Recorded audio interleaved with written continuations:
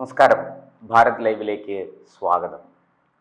സ്വർണ്ണക്കടത്ത് കേസിൽ നിർണായക നീക്കവുമായി SIT മുന്നോട്ട് പോവുകയാണ്.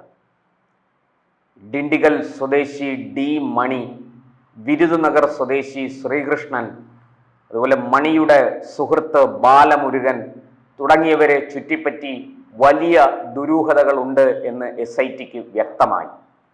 കാരണം ഡി മണി വലിയ വീടും ആഡംബര വീടും 3 SUV കാറുകളും അതുപോലെ തന്നെ വലിയ രീതിയിൽ ഫർണിഷ് ചെയ്ത ആധുനിക സൗകര്യങ്ങളുള്ള ഓഫീസും ഒക്കെ മെയിൻറ്റെയിൻ ചെയ്യുന്ന ആളാണ്.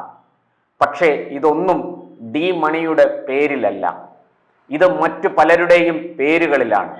എന്തിനു പറയുന്നു? ഡി മണി ഫോൺ കണക്ഷൻ എടുത്തിരിക്കുന്നത് പോലും, മൊബൈൽ കണക്ഷൻ എടുത്തിരിക്കുന്നത് പോലും മറ്റു പലരുടെയും പേരുകളിലാണ്.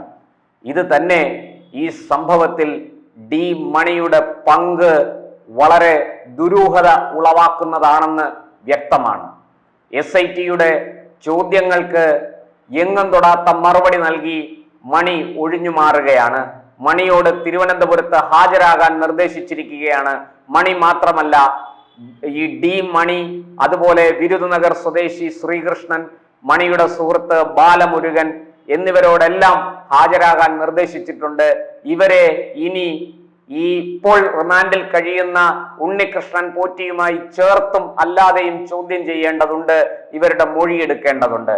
അതുമാത്രമല്ല, ഡിണ്ടിഗൽ സ്വദേശി ഡി മണിയിലേക്ക് SITയുടെ അന്വേഷണം എത്തിച്ച പന്തളം സ്വദേശിയായ പ്രവാസി വ്യവസായി നൽകിയ കൂടുതൽ വിവരങ്ങൾ മുന്നിൽ വെച്ചുകൊണ്ട് വേണം ഇനി ഡി മണിയെ ചോദ്യം ചെയ്യാൻ.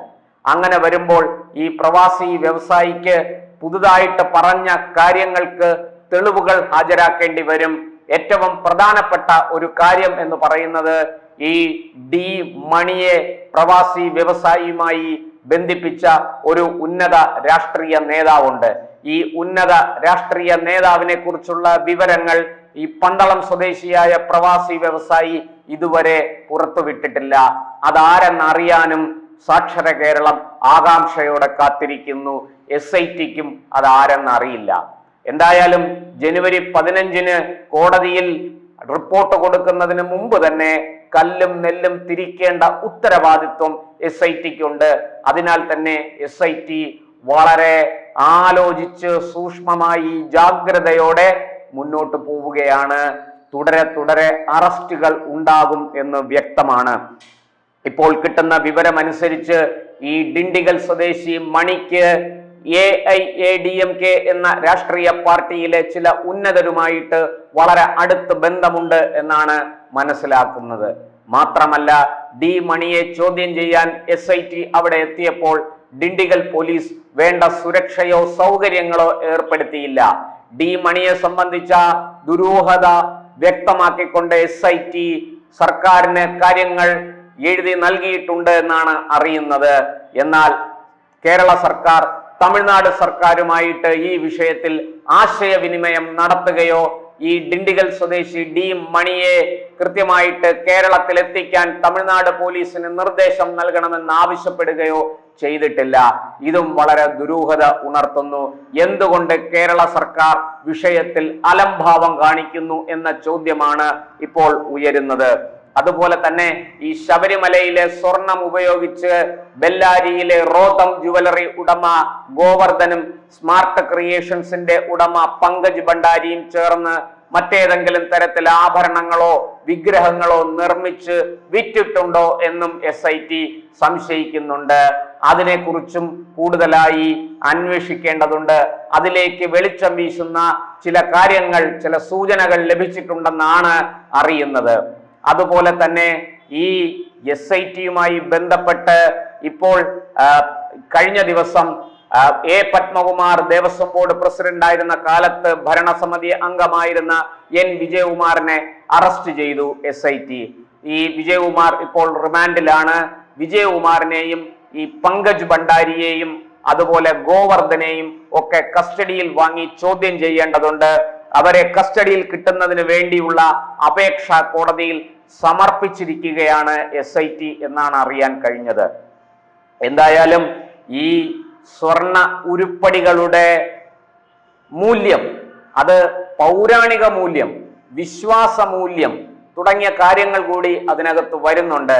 അതുകൊണ്ട് തന്നെ ഇവർ ഇതിൽ നിന്ന് സ്വർണം വേർതിരിച്ചെടുത്ത് ഏതെങ്കിലും തരത്തിൽ ഉപയോഗിച്ചിട്ടുണ്ടോ, അതോ ഇത് മൊത്തമായിട്ട് ഈ ആന്റിക് വാല്യൂ മുൻനിർത്തി വിദേശത്തേക്ക് കടത്തിയോ എന്ന ചോദ്യത്തിനും കൃത്യമായ ഉത്തരം ഇതുവരെ നൽകാൻ SITക്ക് സാധിച്ചിട്ടില്ല.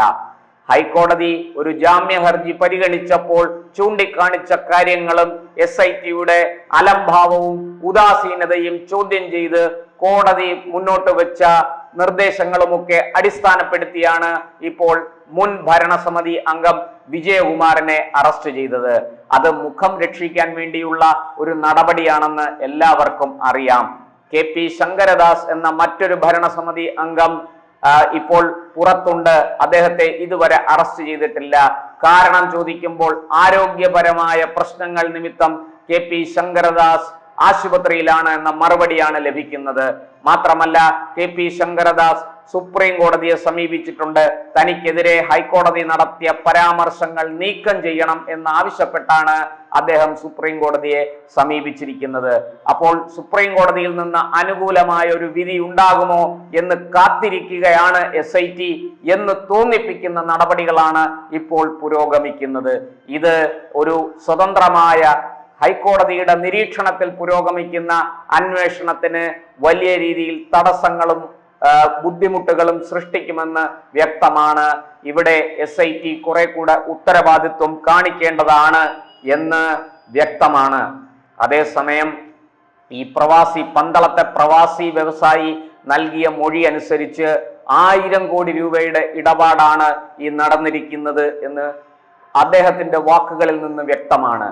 ഇവിടെ ഇനി അറിയേണ്ടത് ഈ പന്തളം സ്വദേശിയായ പ്രവാസി വ്യവസായിയിൽ നിന്ന് ഡിണ്ടിഗൽ മണിയുമായിട്ട് അദ്ദേഹത്തെ ബന്ധിപ്പിച്ച ഉന്നത രാഷ്ട്രീയ നേതാവ് ആരാണ്, അതുപോലെ ഡിണ്ടിഗൽ മണിക്ക് പുറകിലുള്ള ഉന്നതൻ ആരാണ്, ഡിണ്ടിഗൽ മണി ആരുടെ ബിനാമിയാണ്, ഇത്തരം കാര്യങ്ങളിലേക്ക് വെളിച്ചം വീശേണ്ടതുണ്ട്. ഇത് കേവലം കേരളത്തിൽ മാത്രം ഒതുങ്ങുന്ന ഒരു കേസല്ല. ഇതിന് സംസ്ഥാനാന്തര രാജ്യാനന്തര ബന്ധങ്ങളുണ്ട് എന്ന് കോടതി തന്നെ ഒരു വേള ചൂണ്ടിക്കാണിച്ചതാണ്.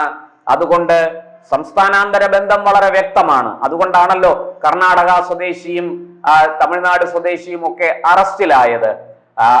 അതുപോലെ തന്നെ ഇതിന് രാജ്യാന്തര ബന്ധം, രാജ്യത്തിന് പുറത്ത് വിദേശത്ത് ആരെങ്കിലും ഇതുമായി ബന്ധപ്പെട്ട് ചരടുവലികൾ നടത്തിയിട്ടുണ്ടോ, അവർക്ക് വേണ്ടിയിട്ടാണോ ഈ ഗിമ്മിക്കൊക്കെ കാണിക്കുന്നത്, ഈ നാടകങ്ങൾ കളിക്കുന്നത് അവർക്ക് വേണ്ടിയിട്ടാണോ എന്ന ചോദ്യവും ഇവിടെ ഉയരുന്നുണ്ട്.